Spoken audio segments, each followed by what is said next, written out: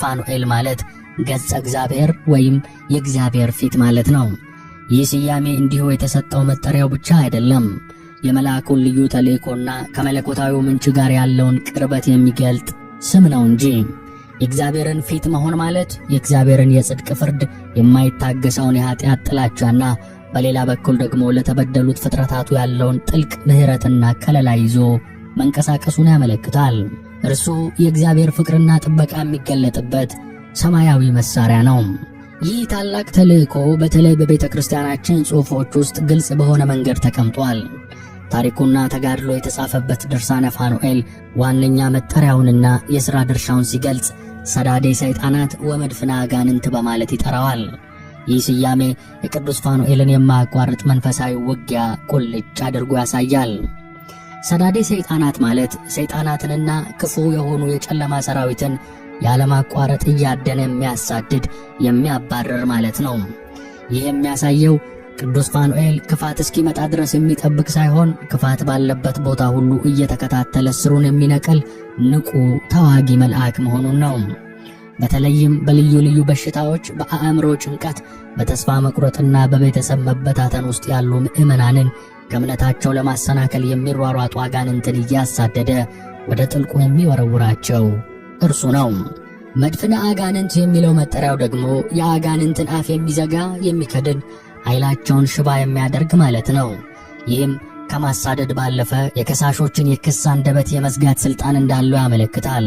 ሊቁ አባ ጊዮርጊስ ዘጋስጫ በተአምኖ ቅዱሳን መጽሐፉ ላይ ይህንን ኃይሉን ሲመሰክርለት የሕማም ጠላት ለሆነና የመፈወስ ሥልጣን ላለው ለመልአኩ ለፋኑኤል ሰላምታ ይገባል በማለት ገልጾታል። ስለዚህም ቅዱስ ፋኑኤል ስሙ እንደሚያመለክተው የእግዚአብሔርን ጥበቃ ፊት የያዘ፣ በሰማይም በምድርም የሰው ልጆችን ከማይታየው የጨለማ ኃይል ጥቃት የሚከላከል የብርሃን አለቃ ነው። የቅዱስ ፋኑኤልን ሰዳዴ ሰይጣናት የሚለውን ታላቅ ሥልጣን ለመረዳት በመጀመሪያ የጠላታችንን የክስ ስልትና የክሱን አስከፊ ውጤት ማወቅ አለብን። ሰይጣን በሰው ልጆች ላይ የሚያመጣው ጥፋት የሚጀምረው በኃይል ሳይሆን በቃል ነው፣ በእግዚአብሔር ፊት በሚያቀርበው ክስ። ይህንን የሰማይ ጦርነት ለመረዳት እንደ መጽሐፈ ኢዮብ ምስክር የሚሆነን የለም። ታሪኩ የሚጀምረው በሰማያዊው ጉባኤ ውስጥ ነው። የእግዚአብሔር መላእክት በአምላካቸው ፊት ለመቆም ሲመጡ ከእነርሱ ጋር አንድ ያልተጋበዘ እንግዳ ከሳሹ ሰይጣን አብሮ መጣ። መጽሐፍ ቅዱስ እንደሚለው እግዚአብሔር ሰይጣንን ከወዴት መጣህ ብሎ ሲጠይቅ እርሱም ምድርን ስዞርና በውስጧም ስመላለስ ነበር ሲል መለሰ። ይህ የሰይጣን ተፈጥሮ ነው፣ ያለ ዕረፍት የሰውን ድካምና ስህተት እየፈለገ የሚዞር ከሳሽ። በዚህ ጊዜ እግዚአብሔር የፍጥረቱን መልካምነት ሊያሳየው ወዶ ስለ ጻድቁ ባሪያው ኢዮብ እንዲህ ሲል መሰከረለት። በውኑ ባሪያዬ ኢዮብን ተመለከትከውን? እርሱ ፍጹምና ቅን፣ እግዚአብሔርን የሚፈራ ከክፋትም የራቀ ሰው ነው። በምድርም ላይ እንደርሱ ያለ ማንም የለም አለው። ይህ ምስክርነት ለሰይጣን የቅናት የክስ መነሻ ሆነ። በሰው ልጅ ልብ ውስጥ ቀንነትና እውነተኛ ፍቅር እንዳለ ማመን ስላልፈለገ የኢዮብን ንጽሕና ተጠራጠረ። እንዲህም ሲል መለሰ፣ በውኑ ኢዮብ እግዚአብሔርን የሚያመልከው በከንቱ ነውን?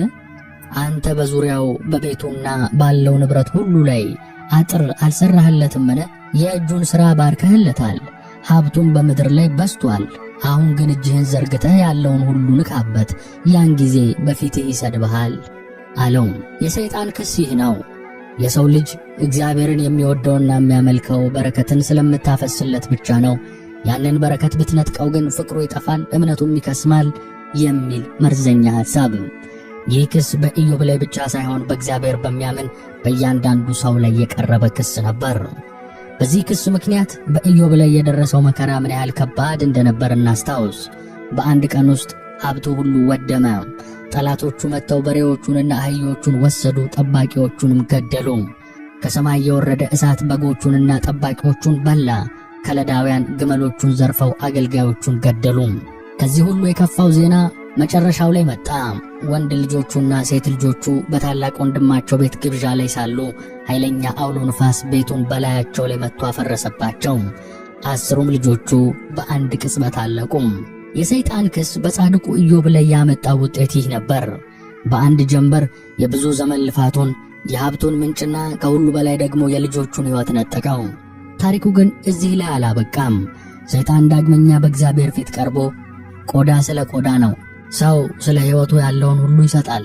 እጅህን ዘርግተህ አጥንቱንና ሥጋውን ዳሰው፣ ያን ጊዜ በፊት ይሰድብሃል በማለት ሁለተኛ ክስ አቀረበ። በዚህ ምክንያት ኢዮብ ከእግር ጥፍሩ እስከ አናቱ ፀጉር ድረስ በሚያሳክክ ክፉ ቁስል ተመታ። ክብሩ ተገፎ በጓደኞቹ ተወግዞ በአመድ ላይ ተቀምጦ በሸክላ ስብርባሪ ሰውነቱን ይፍቅ ጀመር። እንግዲህ ጥያቄው ይህ ነው። ኃጢአት የሌለበት ጻድቁ ሰው በሰይጣን ክስ ምክንያት ይህን ያህል መከራ ከደረሰበት እኛ በድካምና በበደል የምንወድቀው ዕጣ ፈንታችን ምን ሊሆን ነው? በሕሊናችን ውስጥ አንተ በደለኛ ነህ፣ ዋጋ ቢስ ነህ እያለ የሚከሰንን የሰይጣንን ድምፅ ማን ዝም ያሰኘዋል? በእግዚአብሔር ፊት ስለ ኃጢአታችን ሲከራከር መከራን ሲለምንብን ለእኛ ጥብቅና የሚቆምልንስ ማን ነው የሚለው ነው። መልሱ በሰማያዊው መዝገብ ውስጥ ተጽፏል። ለዚህ ከሳሽ የተመደበ የእግዚአብሔር መልስ አለ። እርሱም ሊቀ መላእክት ቅዱስ ፋኑኤል ነው። የኢዮብ ታሪክ የችግሩን ጥልቀት ካሳየን፣ የቅዱስ ፋኑኤል ተልእኮ ደግሞ የመፍትሔውን ታላቅነት ያሳየናል። በመጽሐፈ ሄኖክ ላይ እንደተጻፈው ሄኖክ በራእዩ ያየውን ሲናገር እንዲህ ይላል። አራተኛውም አለቃ ሰይጣናትን አስወጥቶ ሲሰዳቸው ሰማሁ። በምድር የሚኖሩ ሰዎችንም ያጣሏቸው ዘንድ ወደ መናፍስት ጌታ እንዲገቡ አይተዋቸውም አይፈቅድላቸውምም ይለናል ነቢዩ ሄኖክ።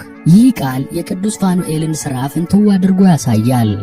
በኢዮብ ታሪክ ሰይጣን በእግዚአብሔር ፊት ቀርቦ ክሱን ሲያቀርብ እንደምናየው የቅዱስ ፋኑኤል ተልእኮ ደግሞ ይህ እንዳይሆን መከላከል ነው። ሰይጣናት የሰውን ልጅ ለመክሰስ ወደ እግዚአብሔር ዙፋን እንዳይቀርቡ የሚከላከላቸው የሚያሳድዳቸውና የሚያስወጣቸው ጠባቂው መልአክ እርሱ ነው። በሰማይ የቆመው የሰው ልጆች ጠባቂ ቅዱስ ፋኑኤል ነው። ስለዚህ የቅዱስ ፋኑኤል ጦርነት በሁለት ግንባሮች ላይ ነው። አንደኛው በሰማይ በእግዚአብሔር ዙፋን ፊት የክስ ቃላት እንዳይሰሙ በመከላከል ሲሆን፣ ሁለተኛው ግንባር ደግሞ እዚህ በምድር በእያንዳንዳችን ልብ ውስጥ ነው። ሰይጣን በውስጣችን የሚዘራውን የተስፋ መቁረጥ፣ የጥፋተኝነትና የውድቀት ስሜት እየነቀለ በማውጣት በእግዚአብሔር ምሕረት እንድንታመን ያደርገናል። በኢዮብ ላይ የደረሰው ሁሉ በእኛ ላይ እንዳይደርስ የሚጠብቀን መከላከያ ኃይላችን ነው። የቅዱስ ፋኑኤል አገልግሎት ሰይጣናትን በማሳደድና ክሱን በማምከን ብቻ አያበቃም። ይህ አንደኛውና ወሳኙ የሥራው ክፍል ቢሆንም አገልግሎቱ ከዚህ እጅግ የበለጠ ነው። ሰይጣን ሰውን የሚከሰው በኃጢአቱ ምክንያት ነው። ስለዚህ ከክሱ ለመዳን ምርጡ መንገድ ከኃጢአት መራቅና በንጽሕና መኖር ነው። ነገር ግን የሰው ልጅ በተፈጥሮ ደካማ ነው፣ ይወድቃል፣ ይሰናከላል። ታዲያ የወደቀውን ማን ያነሳዋል?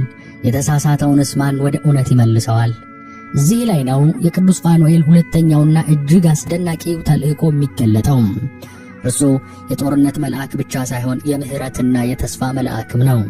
ሰይጣን ሰውን ከከሰሰ በኋላ ተስፋ አስቆርጦ በጥፋት መንገድ እንዲቀጥል ሲገፋፋው፣ ቅዱስ ፋኑኤል ደግሞ የወደቀውን ሰው እጅ ይዞ በማንሳት ወደ እግዚአብሔር የመመለሻውን መንገድ ያሳየዋል። እርሱ የንስሐ መልአክ ነውና። ይህንን ታላቅ ሥልጣኑን የገለጸልን ጥንታዊው አባት የአዳም ሰባተኛ ትውልድ የሆነው ሄኖክ ነው። ሄኖክ በራእዩ ስለ ሰባቱ ሊቃነ መላእክት ተልእኮ ሲመለከት ስለ አራተኛው መልአክ እንዲህ ሲል ጽፏል። አራተኛውም የዘላለም ሕይወትን ለሚወርሱ ሰዎች ተስፋ በንስሐ ላይ የተሾመ ፋኑኤል ነው ይለናል። ይህንን አስደናቂ አረፍተ ነገር እስቲ ለአፍታ እናስተውለው። በንስሐ ላይ የተሾመ። ንስሐ ማለት ወደ እግዚአብሔር መመለስ ማለት ነው። ስህተትን አምኖ ይቅርታን በመጠየቅ አዲስ ሕይወትን መጀመር። ይህ የድህነት በር የሆነው ንስሐ የራሱ ጠባቂና መሪ ተሰጥቶታል። ያም መሪና ጠባቂ ቅዱስ ፋኑኤል ነው። ንስሐ የሚገቡ ሰዎች ብቻቸውን አይደሉም። በጉዟቸው የሚረዳቸው የሚያበረታታቸውና ወደ ፍጻሜው የሚያደርሳቸው ሰማያዊ ኃይል ከጎናቸው አለ።